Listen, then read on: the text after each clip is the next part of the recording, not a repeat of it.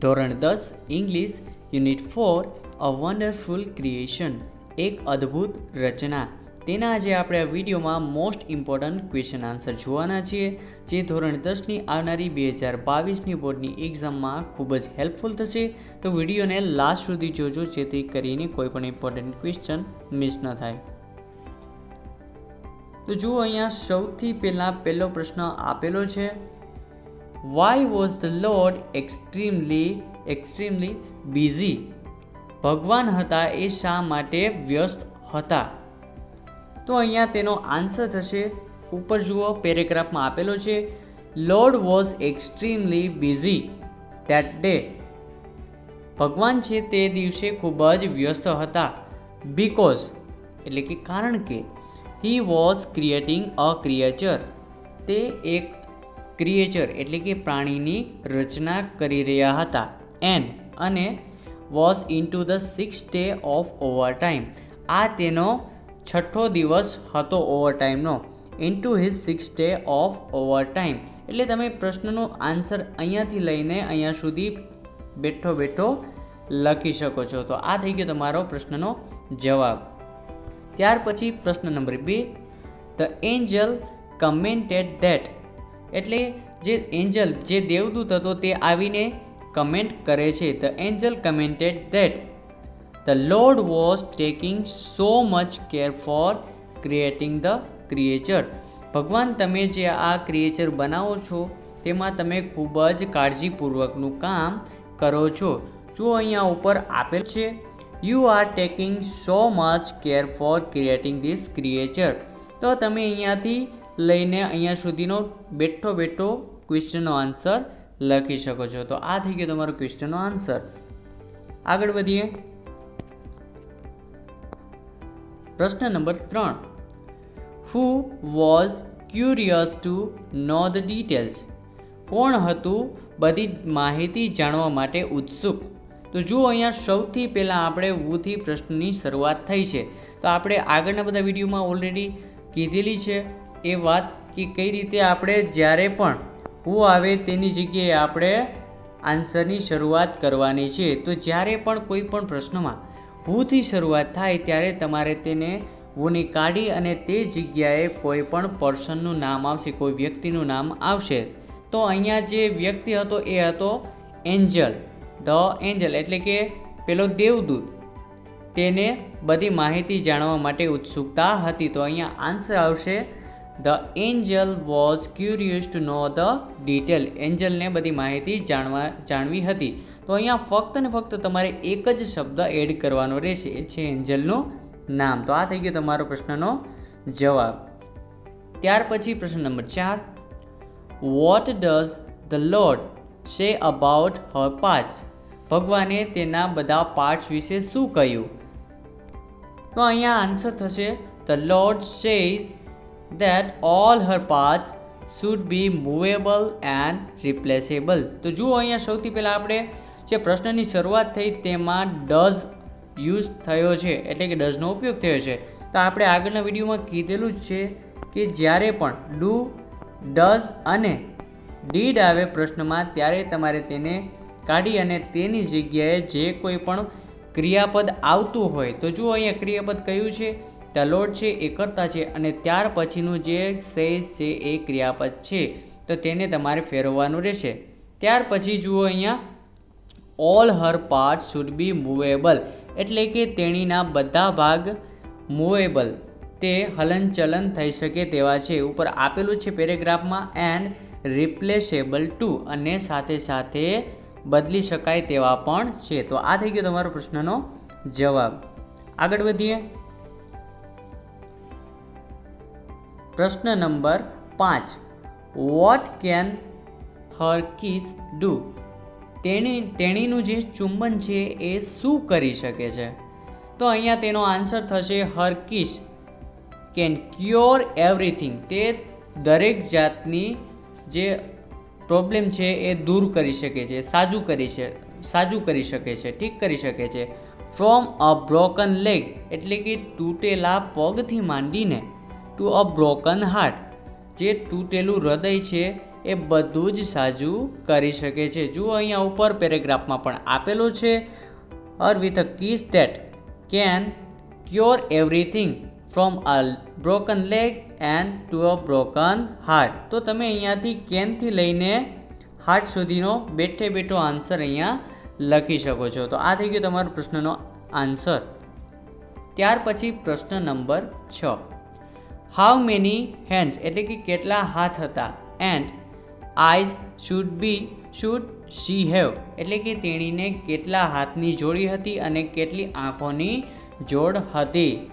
તો અહીંયા તેનો આન્સર થશે શી શુડ હેવ એટલે કે તેણીને 6 પેર ઓફ હેન્ડ્સ 6 જોડી હાથની હતી, એન્ડ 3 pairs ઓફ આઈઝ તેણીને 3 જોડી આંખોની હતી. જુઓ અહીંયા ઉપર આપેલો છે 3 pairs ઓફ આઈઝ, તેની પાસે 3 જોડી આંખની હતી, એન્ડ 6 પેર ઓફ હેન્ડ્સ 6 જોડી હાથની હતી. તો આ થઈ ગયો તમારો પ્રશ્નનો આન્સર. ત્યાર પછી આગળ વધીએ. પ્રશ્ન number 7. What was a problem for the lord ભગવાન માટે કઈ સમસ્યા હતી જે તે ઠીક નહોતા કરી શકે તેમ. તો અહીંયા તેનો આન્સર થશે ગિવિંગ 3 pairs ઓફ આઈઝ એટલે કે 3 જોડી આંખોની આપવી ટુ ધ મધર જે મધરનું ક્રિએચર જે પૂતળું બનાવેલું હતું, જે મોડલ બનાવેલું હતું, તેને was a problem for the lord તે પ્રોબ્લેમ હતો ભગવાનને કે જે માતાનું જે પૂતળું બનાવ્યું હતું તેને 3 આંખો આપવી હતી, તે મોટો પ્રોબ્લેમ ભગવાનને લાગતો હતો. તો આ થઈ ગયો તમારો આન્સર.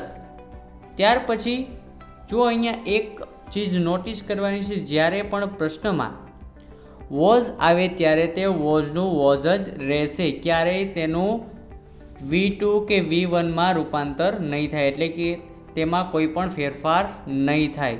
જ્યારે પણ ડુ ડઝ ડીડ હોય ત્યારે તેને કાઢી અને તેની જગ્યાએ તમારે જે કોઈ પણ ક્રિયાપદ હોય તેમાં તમારે ફેરફાર કરવાનો રહેશે. તો અહીંયા વોઝ છે એટલે વોઝનું વોઝ જ રહેશે. ત્યાર પછીનો નેક્સ્ટ ક્વેશ્ચન જુઓ. What was the lord creating ભગવાને શેની રચના કરી હતી. તો જુઓ અહીંયા પણ વોઝ આપેલો છે, જ્યારે પણ વોઝ આવે એટલે વોઝનો વોઝ જ રહેશે. જુઓ નીચે આપેલું છે the lord was creating a standard model of mother ભગવાન છે તેમને એક સ્ટાન્ડર્ડ એટલે કે આદર્શ મોડેલ છે બનાવ્યું હતું એક માતાનું. તો જુઓ અહીંયા ઉપર પણ આપેલું જ છે પેરેગ્રાફમાં creating a standard model of mother. તો આ થઈ ગયો તમારો આન્સર. આગળ વધીએ. What will the first pair of eyes do જે પહેલી આંખોની જોડ છે એ શું કરી શકે છે. તો અહીંયા તેનો આન્સર થશે the first pair of eyes will see the children એટલે કે તેના બાળકોને જોઈ શકે છે થ્રો ક્લોઝ ધ ડોર બંધ દરવાજામાંથી પણ તેના બાળકોને જોઈ શકે છે. જુઓ ઉપર આપણે પેરેગ્રાફમાં આપેલો છે 1 pair sees her children through close the door એટલે કે બંધ દરવાજે પણ તેના બાળકોને જોઈ શકે છે. ત્યાર પછી નેક્સ્ટ પ્રશ્ન છે vote will the second pair of eyes do જે બીજી આંખોની જોડ હતી એ શું કરી શકે છે. તો અહીંયા તેનો આન્સર થશે the second pair of eyes will look at the children તેના બાળકોને જોઈ શકે છે એન્ડ સે અને કહી શકે છે આઈ અન્ડરસ્ટેન્ડ હું તમને સમજી શકું છું એન્ડ આઈ લવ યુ હું તમને ચાહું છું વિધાઉટ અટરિંગ અ વર્ડ એટલે કે એક પણ શબ્દ બોલ્યા વગર તે તેના બાળકોને કહી શકે છે હું તમને સમજી શકું છું અને તમને ખૂબ જ ચાહું છું. તો આ થઈ ગયો તમારો પ્રશ્નનો આન્સર. ત્યાર પછી પ્રશ્ન number 11 vote will the third pair of eyes do એટલે કે જે ત્રીજી આંખોની જોડ છે એ શું કરી શકે છે. તો જો અહીંયા આપણે એક પોઈન્ટ કહેવાનો રહી ગયો છે જ્યારે પણ પ્રશ્નમાં વિલ આવે ત્યારે વિલનો વિલ જ રહેશે, તેમાં કોઈ પણ ફેરફાર નહીં થાય. જો અહીંયા પ્રશ્નમાં વિલ છે તો આન્સરમાં પણ વિલ જ મૂકેલો છે. ત્યાર પછી જુઓ 10મો પ્રશ્ન છે, તેમાં પણ વિલ છે તો તેના આન્સરમાં પણ વિલ મૂકેલો છે. ત્યાર પછી જે નેક્સ્ટ છે 11 નંબરનો પ્રશ્ન છે, તેમાં પણ વિલ છે તો તેના આન્સરમાં પણ વિલ આપેલો છે, તેમાં કોઈ પણ જાતનો ફેરફાર નહીં થાય. તો અહીંયા તે પ્રશ્નનો આન્સર જોઈએ આપણે. The third pair of eyes will see, એટલે કે જે ત્રીજી આંખોની જોડ છે એ જોઈ શકે છે ઓલ સિક્રેટ થિંગ્સ, બધી જ એવી ગુપ્ત વાતો, વિધાઉટ ઓપનિંગ ધેમ, એટલે તેમના બાળકોના કહ્યા વગર જ તેમના જે મનમાં જે ગુપ્ત વાતો છે તે તેની માતા જાણી શકે છે. તો આ થઈ ગયો પ્રશ્નનો આન્સર. આગળ વધીએ. પ્રશ્ન number 12. What did the Angel request the lord? જે એન્જલ છે તેને ભગવાનને શું રિક્વેસ્ટ કરી હતી? તો જુઓ આ પ્રશ્નમાં અહીંયા આગળ ડીડ આપેલો છે. તો આપણે આગળ કીધું હતું એ રીતે જ્યારે પણ ડીડ આવે ત્યાર પછી જે કરતા હોય, કરતા પછી જે ક્રિયાપદ હોય તેને આપણે V2ના રૂપમાં ફેરવવાનું રહેશે, એટલે કે તેને ભૂતકાળ બનાવવાનું રહેશે. તો અહીંયા પ્રશ્નનો આન્સર થશે ધ એન્જલ, ધ એન્જલ. રિક્વેસ્ટનું અહીંયા થઈ જશે રિક્વેસ્ટેડ, કારણ કે આગળ અહીંયા ડીડ આપેલો છે. ત્યાર પછી the lord go to bed and not take so much trouble in one day. પેલો જે દેવદૂત છે તે ભગવાનને રિક્વેસ્ટ કરે છે, please go to bed, do not take so much trouble in single day. એટલે કે ભગવાન તમે હવે સૂઈ જાઓ, એક જ દિવસમાં આટલું બધું ટ્રબલ, આટલું બધું જે કામ છે, કામનું જે ભારણ છે એ લઈને ન બેસો, તમે થોડો આરામ કરી લ્યો. આ થઈ જશે તમારો આન્સર. ત્યાર પછી પ્રશ્ન નંબર 13 જુઓ. Why did the lord refuse two rest? એટલે કે શા માટે ભગવાને તેને આરામ કરવાની ના પાડી? તો જુઓ અહીંયા પણ સેમ એ જ રીતે ઉપર જે પ્રશ્ન હતો એ રીતે અહીંયા પણ આગળ ડીડ આપેલું છે, એટલે કે ધ લોર્ડ રિફ્યુઝનું થઈ જશે રિફ્યુઝડ, કારણ કે આગળ અહીંયા ડીડ આપેલો છે એટલે આપણે તેને V2ના રૂપમાં ફેરવવું પડે, એટલે થઈ જશે રિફ્યુઝનું રિફ્યુઝડ ટુ રેસ્ટ. તેને ભગવાને આરામ કરવાની ના પાડી, કારણ કે because he had almost completed his work, તેને તેનું જે કામ હતું તે પૂરું કરી લીધું હતું. જુઓ ઉપર પેરેગ્રાફમાં આપેલું જ છે, I have almost completed the work, મેં મારું કામ પૂરું કરી લીધું છે. And had put the best of his ideas into the model, અને તેને તેનો જે સારામાં સારો ઉત્તમ જે આઈડિયા છે તે આ મોડલમાં મૂકેલો છે અને મૂકવાનો છે. તો આ થઈ ગયો તમારો પ્રશ્નનો આન્સર. આગળ વધીએ. પ્રશ્ન number 14. The mother wood be able to feed, જે આ માતા છે એ તેમનો જે ખોરાક છે એ કેવી રીતે લે છે અને તેમના જે ફેમિલી છે તેમને કેવી રીતે સાચવી શકે છે. ધ મધર વુડ એબલ, જે આ માતા છે એ સક્ષમ છે ટુ ફીડ અ ફેમિલી, તેમના જે ફેમિલી છે તેમનું ભરણ પોષણ કરવા માટે 6 મેમ્બર્સ, એટલે કે લગભગ 6 જણાનું જે ભરણ પોષણ છે એ ઓનલી 1/2 કિલો ઓફ કેબેજ, ફક્ત અડધા કિલો કોબીમાં તેમના જે ફેમિલી છે તેના 6 મેમ્બરનું, એટલે કે 6 સભ્યોનું ભરણ પોષણ કરી શકે છે. તો આ થઈ ગયો તમારો પ્રશ્નનો આન્સર. જો અહીંયા ઉપર આપેલો જ છે એ પણ તમે અહીંયાથી બેઠે બેઠો લખી શકો છો. She would be able to feed family of 6 members only 1/2 kilo of cabbage. તો અહીંયાથી લઈને એટલે સુધીનો આન્સર તમે બેઠે બેઠો લખી શકો છો. ત્યાર પછી આગળ વધીએ. પ્રશ્ન number 15. What did the Angel feel about the model of the mother? જે આ માતાનો મોડલ છે તેના વિશે જે દેવદૂત છે એ શું અનુભવ કરે છે? તો અહીંયા તેનો આન્સર થશે ધ એન્જલ ફેલ્ટ. જુઓ અહીંયા પણ જે ફીલ છે તેનું ફેલ્ટ થઈ ગયું છે, એટલે કે તેનું V2નું રૂપ અહીંયા થઈ ગયું છે, કારણ કે આગળ અહીંયા ડીડ આપેલો છે. જ્યારે પણ પ્રશ્નમાં ડીડ હોય ત્યારે તમારે કરતા પછીનો જે કોઈ પણ ક્રિયાપદ હોય તેને તમારે V2ના રૂપમાં ફેરવવાનું રહેશે. એટલે અહીંયા થઈ જશે ફીલનો felt. The angel felt that the mother was too soft. પેલો જે દેવદૂત છે તે જે માતાનું પૂતળું છે તેને અડે છે ત્યારે તેને ખૂબ જ સોફ્ટ ફીલ થાય છે, તેને એકદમ સોફ્ટનો અનુભવ થાય છે. તો આ થઈ ગયો તમારો પ્રશ્નનો આન્સર. ત્યાર પછી પ્રશ્ન number 16. Why did the lord say that the model of the mother was tough. શા માટે ભગવાન એવું કહે છે કે આ જે મધર છે, આ જે માતા છે, તેનું જે પૂતળું છે તે ટફ છે, તે સખ્ત છે, એવું શા માટે કહે છે?